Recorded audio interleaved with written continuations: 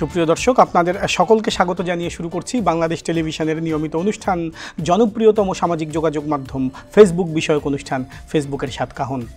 Facebook বিষয়ক কিছু ভালো মন্দ আলোচনা, কিছু গুরুত্বপূর্ণ তথ্যের সমাহার এবং সেই সাথে খানিকটা বিনোদনের অনুষঙ্গ নিয়েই আমাদের প্রতিটি অনুষ্ঠান পরিবেশিত হয়ে আসছে। আজকেও সে ধরনের আয়োজনেরই অনুরূপ থাকবে, তাই আমরা আশা করতেই পারি যে আমাদের আজকের অনুষ্ঠানটিও আপনাদের মনোপুত হবে। প্রিয় ফেসবুক ব্যবহারকারী বন্ধুরা, অতি সম্প্রতি ফেসবুক কর্তৃপক্ষ আমাদের প্রোফাইল এবং পেজ ভেরিফিকেশনের জন্যে একটি সুযোগের দ্বার উন্মোচন করেছে। এই অর্থে বলছি যে খুব নিকট অতীতেই এমন একটি বিষয় ছিল যে আমাদের ফেসবুক পেজ বা প্রোফাইলকে ভেরিফাইড করবার জন্যে অথবা একটি ব্লু ব্যাজের জন্যে নানা ধরনের পন্থা অবলম্বন করতে হতো এবং সেটি খুব সময় সাপেক্ষ দীর্ঘসূত্রিতার বিষয় ছিল। সকল সময় সেক্ষেত্রে সফল হওয়া যেত না এবং সেজন্যে অনেক ফেসবুক ব্যবহারকারীরই অনুতাপের পরিসীমা অন্তরহিত না। তবে বর্তমান সময় এই বিষয়টিকে অনেকখানি সহজ করা হয়েছে। একটি নির্দিষ্ট পরিমাণ অর্থের বিনিময়ে এই কাজটি এখন ফেসবুক কর্তৃপক্ষ করে দিচ্ছে। এই বিষয়টি সম্পর্কে আমাদের তরুণ ফেসবুক ব্যবহারকারীরা কতখানি জ্ঞাত আছেন সেটি জানবার জন্য প্রথমেই আমরা চলে যাচ্ছি তাদের কাছে।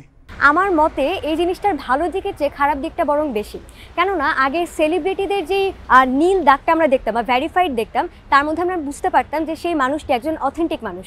কিন্তু এই ভেরিফিকেশনের সিস্টেমের মাধ্যমে আসলে যে কোনো মানুষই, হয়তো বা কোনো ফেক মানুষ, সে কিন্তু ভেরিফাইড হয়ে অ্যাকচুয়ালি কোনো একজন সত্যিকার মানুষের আইডেন্টিটি নিয়ে নিতে পারে এবং আইডেন্টিটি চুরির মতো অনেক ধরনের ঘটনা ঘটতে পারে। মেটার ভেরিফিকেশনটা আসলে এখন অনেক সহজ হয়ে গিয়েছে। এখানে দেখা যাচ্ছে আমরা নিজেরা জাস্ট খালি একটা অ্যামাউন্ট পে করলে পেয়ে যাচ্ছি। এখন কথা হচ্ছে যে মেটার প্রিভিয়াস যে ভেরিফাইড যেই মানুষগুলো ছিল, তারা যেই ওয়েটেজটা হোল্ড করে হচ্ছে ফেসবুকে থাকতো, এখন কি যারা নতুন ভেরিফিকেশন পাচ্ছে তারা কি ওই সেম ওয়েটেজ হোল্ড করে? যদি না করে তখন কি হচ্ছে, এখানে হয়তো মেটার একটা ব্যবসায়িক লাভ হচ্ছে অনেক বেশি, বাট এই লাভের সাথে মানুষ কতটা হচ্ছে ইনফ্লুয়েন্সড হয়ে যাবে, এক্সট্রা অন্যদিকে ইনফ্লুয়েন্স হয়ে যাবে কিনা। ইনফ্যাক্ট বাংলাদেশের মতো একটা দেশ যে জায়গায় প্রতারণার অনেক সুযোগ আছে, সেই জায়গায় একজন মানুষ যদি টাকার বিনিময়ে নিজেকে ভেরিফাইড করে ফেলে, সেই ক্ষেত্রে পরে কি হবে? পরে দেখা যাবে যে তারা হয়তো বা তাদের এই ভেরিফিকেশনের সুযোগ নিয়ে অনেক মানুষকে প্রতারিত করতেছে। আসলে প্রত্যেকটি জিনিসেরই আসলে একটি ভালো দিক এবং খারাপ দিক থাকে। তো ফেসবুক ভেরিফিকেশনের এই যে প্রসেসটা আসলে ইজি হওয়ার পিছনে যাদের আসলে দেখা যেত যে অনেক বেশি ফেক অ্যাকাউন্ট হয়ে যায় বা যাদের আসলে অনেক বেশি নকল যে তাদের যে প্রোফাইলগুলো বের হয়, তো এই জায়গাগুলো থেকে আমরা আসলে সুরক্ষা পাচ্ছি এবং সেটি খুব অল্প আমাদের হচ্ছে অল্প কোনো একটা হচ্ছে বেনিফিটের মাধ্যমে আমরা পাচ্ছি। দেখা যাচ্ছে আপনি যদি হচ্ছে টাকার বিনিময়ে এই ক্রেডিবিলিটিটা কিনে নিচ্ছেন, তো আপনার কথার ভিত্তি কতটুকু দাঁড়াচ্ছে এটা আসলে প্রশ্নবিদ্ধ হয়ে যায়। তো দেখা যাচ্ছে আপনার কথা যদি হচ্ছে কোনো ভুলও হয়ে থাকে, সে ভুল কথা অন্য মানুষ হচ্ছে খুব সহজে বিশ্বাস করে, যেহেতু আপনাকে মানুষ একটা হচ্ছে ক্রেডিবিলিটি দিয়ে ফেলছে। তো আমি মনে করি যে আসলে এই বিষয়টা আরও গভীরভাবে ভাবা উচিত ফেসবুকের। প্রিয় দর্শক, তরুণ প্রজন্মের মতামত আমরা শুনলাম। এবারে এই যে বিষয়টি, অর্থাৎ কিভাবে মাসে একটি নির্দিষ্ট পরিমাণ অর্থের বিনিময়ে আমাদের ফেসবুক পেজ এবং প্রোফাইলকে ভেরিফাইড করা যাচ্ছে, সে বিষয়টি সম্পর্কে বিস্তারিতভাবে বলবেন আমাদের অনুষ্ঠানের নিয়মিত সামাজিক যোগাযোগ মাধ্যম বিশেষজ্ঞ জনাব নুরুন নবী চৌধুরী হাসিব ভাই। এই যে সুবিধাটির কথা আমরা বললাম যে একটি নির্দিষ্ট পরিমাণ অর্থের বিনিময়ে আমাদের ফেসবুক পেজকে এখন ভেরিফাইড করে দেওয়া হচ্ছে বা একটি ব্লু ব্যাজ সন্নিবেশন করে দেওয়া হচ্ছে, এই বিষয়টি সম্পর্কে আপনি একটু বিস্তারিতভাবে যদি আমাদের বলতেন। ফেসবুক যেটা সম্প্রতি চালু করেছে সেটা হচ্ছে যে ব্যবহারকারী আসলে যারা তার আইডি সুরক্ষিত করতে চায় তাদেরকে, সেটা পেজ হতে পারে কিংবা প্রোফাইল হতে পারে, একটা ভেরিফিকেশনের সুবিধা দিয়েছে। আগে যেটা আসলে আমাদের আবেদন করতে হতো কিংবা সেখানে নির্দিষ্ট কিছু ক্রাইটেরিয়া ছিল, যেমন কারা কারা আবেদন করতে পারবে, কাদেরটা ভেরিফাইড হবে। এখন এই সুযোগটা বেশিরভাগের জন্য উন্মুক্ত করা আছে, বেশিরভাগ বলতে সবার জন্য উন্মুক্ত আছে, কেউ যদি চায়। সেক্ষেত্রে যেটা করতে হয়, এটা আসলে কয়েকটা কারণে ফেসবুক কর্তৃপক্ষ করে দিয়েছে। সেটা হচ্ছে কোনো ব্যবহারকারী যদি মনে করে তার আইডিটা তিনি ভেরিফাইড করবেন, ভেরিফাইড বলতে আমরা আসলে যেটা বলছি নামের পাশে যেটা ব্লু আইকন চলে আসে, তার মানে হচ্ছে এটা এক ধরনের স্বীকৃতি বলা যায় এই অর্থে, যদি আপনি মনে করেন আপনার ফেসবুকটা অথেন্টিক। কারণ আমাদের অথেন্টিক ফেসবুক প্রোফাইল কিংবা পেজের একটা প্রয়োজন পড়ে অনেকের, কারণ না হয় অনেকের নামে বিভিন্নজন বিভিন্ন রকম ভুয়া আইডি খুলে থাকেন, যেটা খুবই সমস্যায় পড়ে না, বিব্রতকর অবস্থা তৈরি হয়। এরকম অবস্থা থেকে যদি আপনি নিষ্কৃতি পেতে চান, সেক্ষেত্রে ফেসবুকে আপনি আবেদন করতে পারেন। ফেসবুক কর্তৃপক্ষ যেটা করে সাধারণত, আপনি যে আসলে আপনার আইডির মালিক, তো যখনই আপনি আসলে এই যে পেইড মানে অর্থের বিনিময়ে যে আপনি ভেরিফাইড করবেন, সেই ক্ষেত্রেও কিন্তু আপনাকে নির্দিষ্ট পরিমাণ কাগজপত্র জমা দিতে হয়। বিশেষ করে আপনার ন্যাশনাল আইডি কার্ড কিংবা যদি আপনি পাসপোর্ট কপি যে কোনো একটা এরকম কিছু প্রমাণ দিতে হয়, যাতে ফেসবুক কর্তৃপক্ষ বুঝতে পারে যিনি আসলে আইডি ভেরিফাইডের জন্য আবেদন করেছেন তিনি ওই ব্যক্তি কিনা। যখন ফেসবুক কর্তৃপক্ষ এটা নিশ্চিত হয় যে না এই ব্যক্তি কিংবা উনি আসলে এই পেজ কিংবা প্রোফাইলের মূল মালিক, তখনই তার ফেসবুক আইডি কিংবা প্রোফাইলটি ভেরিফাইড করে দেন। যারা শুরুতে করবেন তাদের জন্য 14 দিন প্রথমে বিনামূল্যে ব্যবহার করার সুবিধা থাকে। 14 দিনের পর থেকে আপনার কাউন্ট শুরু হবে যে আপনি প্রতি মাসে আপনি চাইলে একটা নির্দিষ্ট অর্থের বিনিময়ে ফেসবুকের এই সুবিধাটা নিতে পারেন। কাজটি খুবই সহজ। সবাই যে কেউ সেটিংসে গিয়ে নিচে একটি ব্লু আইকনের অপশনে আছে, আলাদা একটি অপশন আছে, এখানে চাইলে ওখানে ক্লিক করে এর পরবর্তী ধাপগুলো যদি কেউ পূরণ করে জমা দেন তাহলে তার আইডি কিংবা পেজ ভেরিফাইড করা সম্ভব। অসংখ্য ধন্যবাদ আপনাকে। একজন ফেসবুক ব্যবহারকারীর নামের পাশে ব্লু ব্যাজ ধারণ, এই বিষয়টি সামাজিকভাবে কেন এতখানি মর্যাদা সম্পন্ন বলে মনে করেন ফেসবুক ব্যবহারকারীরা, সে সম্পর্কিত মতামত আমরা শুনে আসব একজন সমাজবিজ্ঞানীর মুখ থেকে। সাম্প্রতিক সময়ে দেখা গেছে যে সামাজিক যোগাযোগ মাধ্যম, বিশেষ করে ফেসবুকের মতো একটি জনপ্রিয় মাধ্যমে ব্লু ব্যাজ ভেরিফিকেশনের একটা প্রচলন এসেছে। এটা মূলত হয়তো করা হয়েছে যে এটা কতটা যথার্থ, কতটা সত্যতা রয়েছে, এটা অথেন্টিসিটিটা এনশিওর করার জন্য। তো আমার কাছে মনে হয় যে অনেকে এটাকে এভাবে নিয়েছেন যে এটা এক ধরনের সামাজিক মর্যাদা বৃদ্ধি করছে। অনেকে লিখছেন ফেসবুকে যে আমার পেজটি ভেরিফাইড। ব্যক্তিগতভাবে আমি মনে করি, ব্যক্তিগত পর্যায়ে আমার সমাজবিজ্ঞানী হিসেবে ব্যক্তিগতভাবে আমার কাছে মনে হয় যে এটা খুব বেশি গুরুত্ব বহন করে না, এক্সেপ্ট যে কেউ হয়তো অনেক বেশি ফলোয়ার চাচ্ছেন, অনেক বেশি ফর্মালি অ্যাপ্রোচ করতে চাচ্ছেন কোনো বিষয়ে, সেক্ষেত্রে ছাড়া। আরেকটি বিষয় হতে পারে যারা বিভিন্ন ধরনের এন্টারপ্রেনিয়রশিপ অ্যাক্টিভিটিসের সাথে জড়িত অথবা কোনো ধরনের এনজিওস বা ডেভেলপমেন্ট সেক্টরের সাথে জড়িত, তাদের হয়তো এক ধরনের অথেন্টিসিটি হেল্প করতে পারে তাদের পেজ ভেরিফিকেশন, তাদের রিচ বাড়াতে, তাদের ডিপেন্ডেন্স বাড়াতে, তাদের ট্রান্সপারেন্সি বাড়াতে হেল্প করতে পারে বলে তারা মনে করেন। কিন্তু দেখা গেছে যে আসলে সেক্ষেত্রেও এটি খুব বেশি গুরুত্ব বহন করে বলে আমার কাছে মনে হয় না, যদি না এটি এরকম একটা অথেন্টিক ইস্যু থাকে যেটা কোনো ধরনের সোশ্যাল অ্যাচিভমেন্টের মাধ্যমে অ্যাচিভ করা যেতে পারে। কিন্তু যদি এটি এরকম হয় যে এটি অর্থের বিনিময়ে করা হয়, আমার কাছে মনে হয় যে পুরো প্রক্রিয়াটি তখন প্রশ্নবিদ্ধ হয়ে যাবে, যে অর্থের মাধ্যমে করা গেলে সেক্ষেত্রে সত্যতা যাচাই, সেক্ষেত্রে এটা যে একটি মর্যাদাপূর্ণ বিষয়, এই বিষয়টি প্রশ্নবিদ্ধ হয়ে যাবে। প্রিয় দর্শক, এবারে আমরা চলে যাব বাংলাদেশ টেলিভিশনের ফেসবুক পেজে, যেখানে আপনারা অনেক গুরুত্বপূর্ণ মতামত পেশ করেছেন। তা থেকে উল্লেখযোগ্য কয়েকটি পাঠ করে তার উত্তর প্রদান করব এখন। ফারহিন ইসলাম মাহিম খান কমেন্ট পোস্ট করে লিখেছেন, অনেকেই দেখছি যে প্রচণ্ড গরম আবহাওয়া নিয়েও ফেসবুকে মজা করে পোস্ট দিচ্ছে এবং ট্রল করছে, এমনটা করা কি উচিত? হ্যাঁ বন্ধু মাহিম খান, এমনটি আমাদের সকলেরই তো দৃষ্টিগোচর হয়েছে যে ফেসবুকের এই যে যারা ব্যবহারকারী রয়েছেন তারা আমাদের এই তাপদাহ নিয়ে, এই উত্তপ্ত আবহাওয়া নিয়ে নানা রকম মজা করছেন। তারা অনেক রকম রিল বানাচ্ছে এটি নিয়ে, তারা ভিডিও করছে, আবার তারা তো অনেক রকম পোস্টও দিচ্ছে। যারা এ ধরনের কাজ করছে তারা কিন্তু সকল ঋতু নিয়েই এরকম পোস্ট দিয়ে থাকে। তারা শীতেও শীত নিয়ে ব্যঙ্গ করছে, বর্ষাকালেও তারা এরকম তুচ্ছ তাচ্ছিল্য করে বা মজার ছলে অনেক রকম পোস্ট দিচ্ছে। প্রকৃত অর্থে সম্ভবত এখন যে বিষয়টি হচ্ছে যে তীব্র গরমে তাদের মস্তিষ্কই সম্ভবত উত্তপ্ত হয়ে গিয়েছে, নইলে তারা হয়তো বা এই গরমে পোস্ট দিতে পারতো যে কীভাবে তাপদাহ মোকাবেলা করতে হবে, কিভাবে বৃক্ষরোপণ করতে হবে, কেন বৃক্ষরোপণ করতে হবে, বা কিভাবে আমরা নিজেদের স্বাস্থ্যের সুযত্ন নিতে পারি এই তীব্র তাপদাহের মাঝে। তা না করে তারা মজা করছে, সেটিকে অবশ্যই আমরা সাধুবাদ জানাতে পারি না বা স্বাগত জানাতে পারি না। ধন্যবাদ আপনার মতামতের জন্য। আমাদের একজন নিয়মিত দর্শক রেশাদ মাহমুদ, তিনি কমেন্ট পোস্ট করে জানতে চেয়েছেন যে যদি কেউ ফেসবুকে আমার পোস্টের নিচে এমন কোনো কমেন্ট করে যেটি আমার জন্যে মানহানিকর হয়ে দাঁড়ায়, তাহলে কি সেক্ষেত্রে আমি আইনের আওতায় থেকে তার বিরুদ্ধে ব্যবস্থা গ্রহণ করতে পারবো? বন্ধু রেশাদ মাহমুদ, আপনি জানতে চেয়েছেন যে যদি কেউ আপনার বিরুদ্ধে কোনো রকম মানহানিকর মন্তব্য করে তবে সেক্ষেত্রে আপনি তার বিরুদ্ধে আইনগত ব্যবস্থাটি গ্রহণ করতে পারবেন কি না। এই বিষয়টি জানবার জন্যে এখন আমরা চলে যাচ্ছি একজন আইনজ্ঞের কাছে, একজন আইনের শিক্ষকের কাছে। তিনি আমাদের বিষয়টি সম্পর্কে জানাবেন। আমরা প্রায় লক্ষ্য করে থাকি যে আমাদের সামাজিক যোগাযোগ মাধ্যম ফেসবুক সহ বিভিন্ন মাধ্যমে অনেক সময় পোস্টে আপনারা মানহানিকর কমেন্টস প্রদান করেন। এটি অবশ্যই একটি অপরাধ। আমরা যদি আমাদের সাইবার সিকিউরিটি অ্যাক্ট 2023 আমরা লক্ষ্য করি, সেখানে 6ষ্ঠ অধ্যায়ে যেখানে অপরাধ ও দণ্ডের কথা বলা আছে, সেখানে 29 ধারায় এটি স্পষ্ট করে বলা আছে, যদি কোনো ওয়েবসাইটে বা ইলেকট্রনিক বিন্যাসে যদি আমাদের পেনাল কোডে 499 ধারায় যেটি মানহানিকর, সেরকম মানহানিকর কোনো তথ্য প্রকাশ করে বা প্রচার করে, তাহলে অবশ্যই সেটি অপরাধ বলে গণ্য হবে এবং এর জন্য সে আদালতে যেতে পারবে, সাইবার ট্রাইব্যুনালে মামলা করতে পারবে এবং সেখানে শাস্তির বিধান 25 লক্ষ টাকা পর্যন্ত জরিমানার বিধান আমাদের রাখা হয়েছে। অর্থাৎ এটি স্পষ্ট যে যে কেউ ইচ্ছে করলেই কোনো একটা সামাজিক যোগাযোগ মাধ্যমে বা পোস্টে কোনো মানহানিকর উক্তি সে প্রদান করতে পারে না। অবশ্যই এটি আমাদের শাস্তিযোগ্য অপরাধ এবং এটি আমাদের সামাজিক এবং নাগরিক জীবনে যেহেতু আমাদের মারাত্মক রকম প্রভাব ফেলে, একটা কমেন্টস করলে মানহানিকর, সেটা যেহেতু আমাদের সামাজিকভাবে হেয় প্রতিপন্ন করে, সেই লক্ষ্যে সরকার কঠোরভাবে অবস্থান নেওয়ার কারণেই 2023 সালের এই সাইবার সিকিউরিটি আইনের 29 ধারায় এই শাস্তির বিধান রাখা হয়েছে। আমি অনুরোধ করব, অবশ্যই আমরা আমাদের সামাজিক যোগাযোগ মাধ্যমে এবং ওয়েবসাইটে আমরা যখন কোনো মন্তব্য করব তখন ভেবে চিনতে আমরা যেন মন্তব্য করি, না হলে অবশ্যই আপনারা আইনের গ্যারাকলে পড়বেন এবং সেক্ষেত্রে মামলা হলে 25 লক্ষ টাকা পর্যন্ত আপনাকে সাইবার ট্রাইব্যুনাল অর্থদণ্ডে দণ্ডিত করতে পারবে।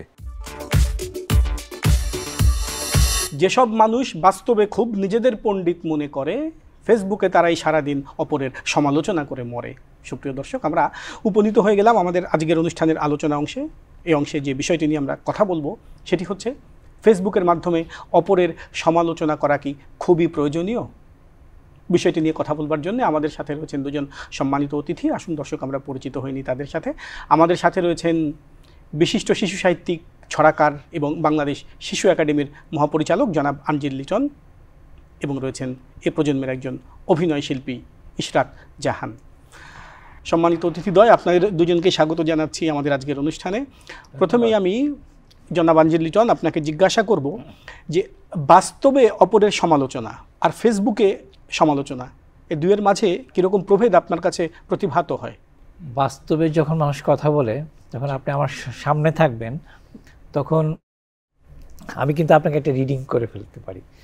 আপনার মানে আপনার ব্যক্তিত্ব, আপনার মেধা, যে যাই হোক, আপনাকে কিন্তু আমি পড়তে পারি।